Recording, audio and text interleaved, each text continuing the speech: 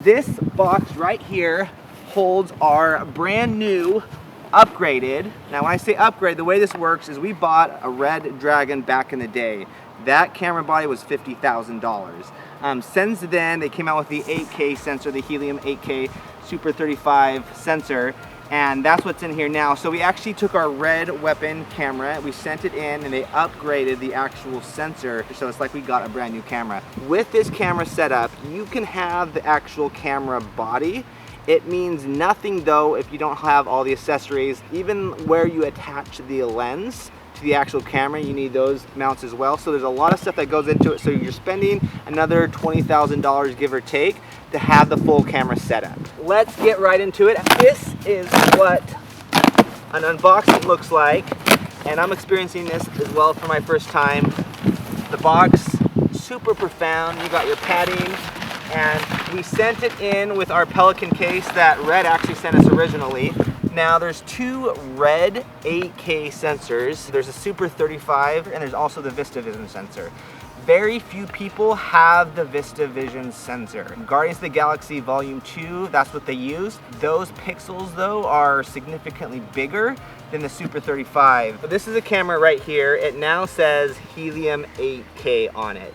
So this is the sensor in there. I'm gonna open that up, and just like that. So what's going on here, for those that don't know, is there's two, as I was saying, there's two 8K sensors. There's the S35 Helium sensor and the Helium VistaVision sensor. VistaVision sensor, they're both 8K. Now the difference is the Super 35 sensor, they're smaller pixels, so it's more condensed space. So if I stick, let's just say a 14mm lens on here, on a VistaVision sensor and a 35 sensor, Super 35 sensor, the VistaVision sensor is going to see a lot more as far as a wider kind of perception of what your eyes are seeing.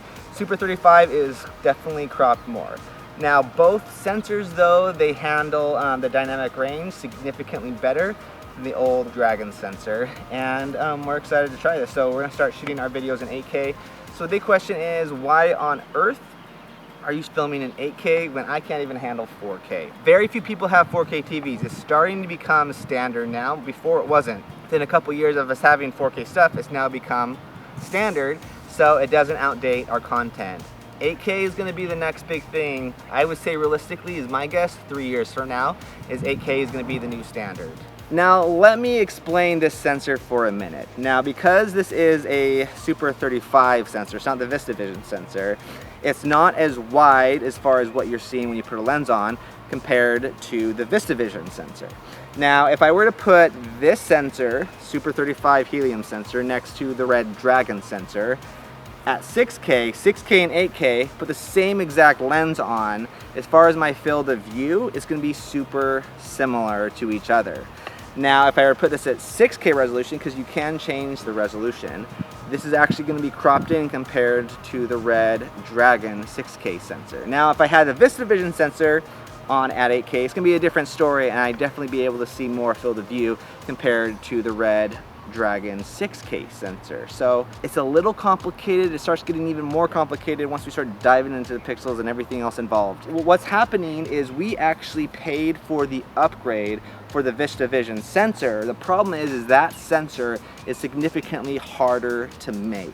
We pre-ordered that 2 years ago at NAB, and we're still waiting.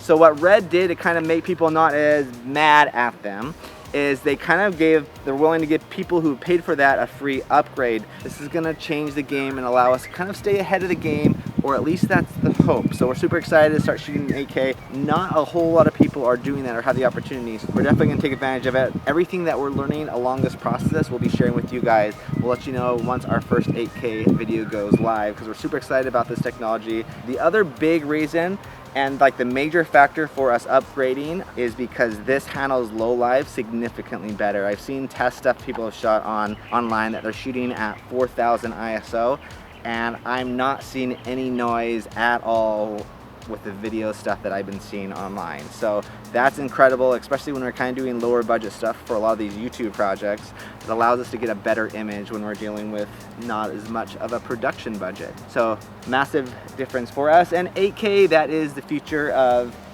YouTube one day. We just want to kind of stay ahead of that curve, and that was another big reason, and we just wanted to explore that option. Thanks so much for watching. Make sure to check out the video we did on the Red a little while back. It kind of goes into what we use as far as settings, why we use those settings. Check that out at the end of this video. Thanks so much for watching. Over and out.